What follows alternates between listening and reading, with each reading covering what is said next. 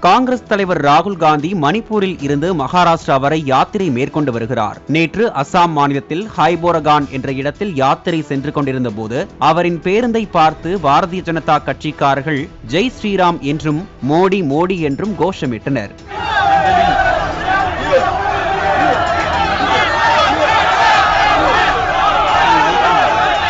இதையடுத்து ராகுல் காந்தி அவர்களுக்கு பறக்கும் முத்தம் கொடுத்தார். பின்னர் என்ன நினைத்தாரோ தெரியவில்லை, பேருந்தை நிறுத்தக் கூறி சாலையில் இறங்கிய ராகுல் காந்தி பாரதிய ஜனதா கட்சிக்காரர்களை நோக்கி சென்றார். இதனால் அங்கு பரபரப்பு ஏற்பட்டது. போலீசார் ராகுல் காந்தியை தடுத்து நிறுத்தினர். இந்த வீடியோ இணையத்தில் பரவியது.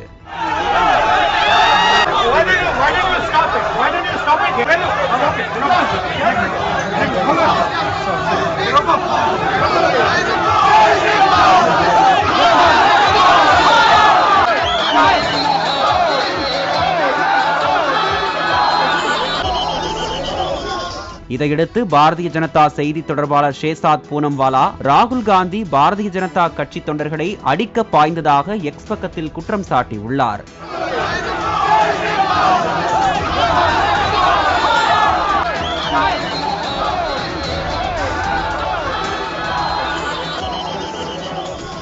அதே வேளையில் அசாம் மாநிலத்தில் பொதுக்கூட்டத்தில் பேசிய ராகுல் காந்தி பாரதிய ஜனதா கட்சியினரை பார்த்து காங்கிரஸ் கட்சியினர் பயந்து கொண்டிருப்பதாக அவர்கள் கருதிக் கொள்வதாகவும், தன்னை வழிமறித்து கோஷமிட்டவர்களை நோக்கி தான் சென்றபோது பாரதிய ஜனதா கட்சியினர் ஓடிவிட்டதாகவும் பேசினார்.